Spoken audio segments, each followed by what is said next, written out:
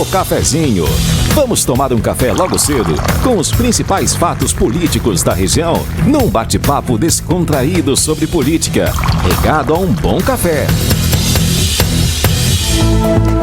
Rodou essa vinheta, você sabe que Mário Flávio já está na bancada para participar conosco do cafezinho também e do Jornal da Cidade. Bom dia, Mário, muito bem-vindo.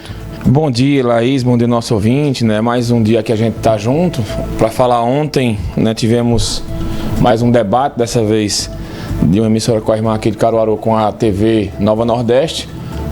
Um debate com duas ausências, né? Não só dessa vez a Marília Reis, mas o Anderson Ferreira acabou não comparecendo, o candidato aí, né, de Bolsonaro ao governo, preferiu não comparecer ao debate.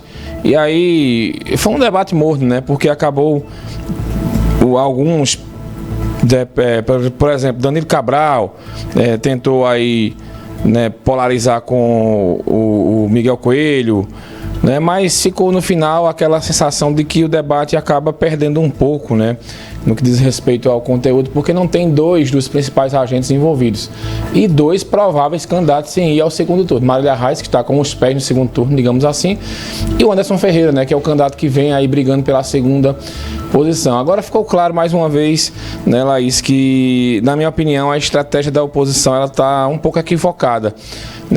O Danilo Cabral está sendo alvo de Miguel Coelho, de Raquel e de Anderson. Eu acho que hoje, pesquisa ela retrata muito o momento e hoje o alvo deles devia ser entre eles três, né? Porque só vai um segundo turno. Danilo Cabral está hoje, de acordo com as pesquisas todas que foram divulgadas, ele estaria fora do segundo turno. Então não faz sentido eu brigar com quem está lá atrás, né? Até porque já existe a chamada fadiga do poder do PSB, que já é uma coisa natural, e eles ficam o tempo todo atacando Danilo Cabral. Danilo Cabral reage, né, como candidato do governo, que está defendendo o legado de Paulo Câmara. Danilo tenta colocar tudo no colo de Bolsonaro. Ontem as críticas que foram feitas a Paulo Câmara, todas ele rebateu dizendo que a culpa era que o Estado era perseguido por Bolsonaro, e acaba ficando uma disputa polarizada e não se discute muitas vezes os problemas, não são apresentadas as propostas dos que os candidatos querem. Então foi feito isso, né? Ontem ainda vamos esperar se vai ter um reflexo, acho que não tem. Com relação à política nacional, ontem, uma divulgação das pesquisas do Datafolha, duas coisas chamam a atenção. Primeira, que a expectativa era grande para saber se ontem a pesquisa dava margem de vitória do ex-presidente Lula no primeiro turno. Já que a Datafolha é o instituto que vem sempre um pouco diferente dos outros, né, demais. E essa hipótese, pelo menos essa pesquisa de ontem, foi descartada. E o curioso, né, é que pontos foram acrescentados aí para Ciro e para Simone Tebet. Talvez já reflexo daquele debate que foi realizado semana passada. Poucos pontos, na verdade, mas eles subiram um pouquinho, Tebet e Ciro. Bolsonaro se manteve. Agora, quando você vai olhar o recorte da pesquisa nos estados, é o que está preocupando o pessoal do PT. São Paulo, né, que é o estado que tem mais eleitores. Fernando Haddad tem um teto de 30% lá, parece muito com a situação de Marília. E os adversários do PT lá, né, que é o Tarcísio de Freitas, atual governador, eles somando, eles passam o Haddad. Então é uma situação que mostra que São Paulo, o PT deve de novo perder a eleição por lá no segundo turno. Porque Fernando Haddad não consegue ultrapassar os 30, 32 ali, 33, 34, não passa disso. Rio de Janeiro, o governador já distanciou de Marcelo Freixo, abrindo a margem de erro. E o governador é do partido de Bolsonaro. O Tarcísio de Freitas, que está o segundo colocado, que está disputando com o Haddad em São Paulo, é do partido de Bolsonaro. E o PSDB não apoia o PT lá. Minas Gerais, Zema, que é governador do Novo, o único governador do Partido Novo, está ganhando a eleição no primeiro turno de Fernando Calil, que é ex-presidente do Atlético Mineiro e é apoiado por Lula. Então, os três candidatos de Lula nos maiores colégios eleitorais do país, São Paulo, Rio de Janeiro e Minas, estão perdendo. Então, é um sinal de alerta que está ligado, porque a gente sabe que a eleição do primeiro turno, o voto é muito dividido, mas quando for um plebiscito, né, que a gente chama assim, dois projetos de poder no segundo turno, aí a situação pode complicar um pouco, já que dificilmente, né, quem votar, por exemplo, aí no primeiro turno, nesses candidatos que eu falei, vota no PT no segundo. Então, o sinal de alerta na campanha do PT foi ligado daquela euforia de ganhar a eleição no primeiro turno, de um receio de perder a eleição no segundo, pelos números das pesquisas que estão mostrando. E um dado curioso, viu, Laís? O Poder 360, né, que é um site bem interessante de política, ele publicou uma reportagem hoje de manhã que a eleição ela pode ser decidida em duas regiões que tradicionalmente elas não têm muito peso na eleição, o Centro-Oeste e o Norte. Os institutos não estão olhando bem para essas regiões aí. Eu acredito que Bolsonaro ele aumenta um pouco a votação dele aqui no Nordeste com relação a 2018. O ex-presidente Lula deve manter a dianteira, mas devem acontecer embates sul-sudeste e aí ficaria o bolo para resolver no centro, oeste e no norte. E talvez essas duas regiões elas tenham peso na eleição final. É uma eleição de nervos essa, né? Todos os candidatos falando às vezes o que não devem e tal. Mas vamos acompanhando aí, porque a cada pesquisa que sai, ontem mesmo foram 3, né? As 3 com numerações diferentes. Mas aí as pessoas vão especulando e vamos ver no que vai dar isso. Eu diria hoje que é uma eleição que você não pode apontar uma incógnita, mas num momento de instabilidade, digamos assim, entre Lula e Bolsonaro, para os dois irem ao segundo turno. E segundo turno é outra eleição, não tem como você fazer um prognóstico. E para a gente encerrar, né, ontem teve o atentado lá contra a vice-presidente Cristina Kirchner, da Argentina, um brasileiro, né, que porque o que eu li ontem de bobagem, fulano vota em Beltrano, é da extrema direita, não sei o que. O cara mora na Argentina há 32 anos. Então, há mais de 3 décadas que ele não tem relação com o Brasil, a não ser ir lá, vai e volta. Então é aquele tipo de maluco que acorda e resolve fazer bobagem, né? Pois é. Donzelo. O que eu achei curioso foi o presidente que decretou feriado depois do atentado, né? É porque lá tá uma beleza, a economia, pelo decretando feriado. Pois é. Mas ele alegou que o feriado foi para fazer para a população ir para a rua para pedir paz. Cada povo com o governo que merece. Você falou aí sobre a economia da Argentina. Eu estava lendo ontem que o brasileiro que está indo para lá, ele compra 50 pesos a R$1. É muito desvalorizado, viu? Tá vendo? Você podia voltar lá, né? Ah, eu gosto da Argentina. Eu acho lindo o país. Assim, Você comeu o que quando foi lá, alfajor? Comi alfajor, doce de leite, comi a parrilha lá deles, comi umas coisinhas diferentes. Umas coisinhas diferentes. Feito de escacá. Bom, Mário, hoje a gente faz uma pausa, né, na sequência das entrevistas dos vices.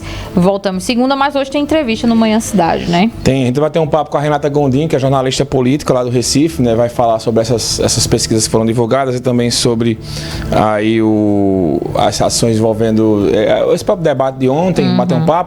Na primeira parte, né, 10 a 10h20 e 10h20 a 10h40 a gente vai conversar com o presidente da Embratur, né, o Silvio Nascimento, vai bater um papo aí. Tem uma campanha nova que vai ser criada para o Nordeste, a gente vai bater um papo aí com o meu amigo Silvio, nosso amigo Silvio Nascimento, né, que vem falar sobre isso, Laís. Perfeito. E Marco Aurélio também dá sequência à entrevista com hoje Marco Aurélio entrevista o deputado estadual Eric Lessa. Perfeito, então, Mário.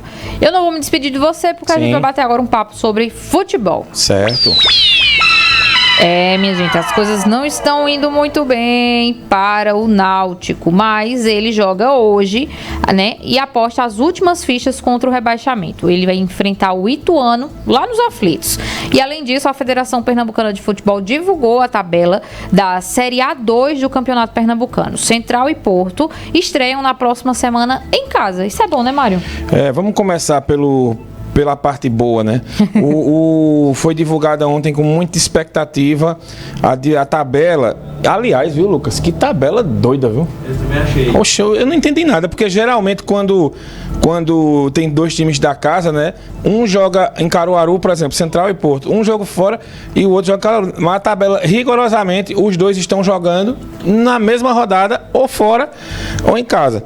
Acho que o presidente da federação disse, bora botar a Rádio Cidade para viajar 2 dias seguidos. Aí. Mas enfim, deixa eu passar aqui rapidinho os jogos, né, da primeira rodada, pelo menos, que todo mundo estava com muita expectativa de quando seriam, né? O sábado que vem, tá?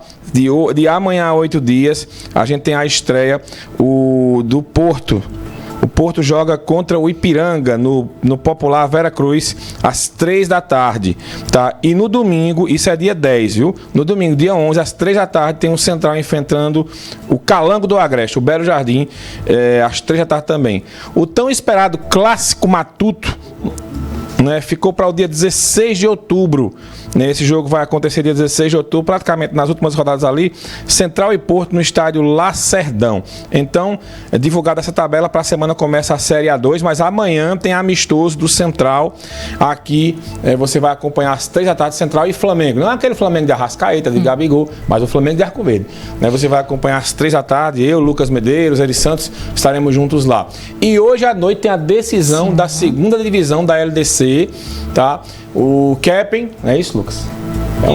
Keeping. Tem gente que fala Keeping, Keeping enfrenta o Jaguar. Nesse jogo você vai acompanhar às 8 da noite de hoje. Nilton Silva e toda a equipe estarão aqui.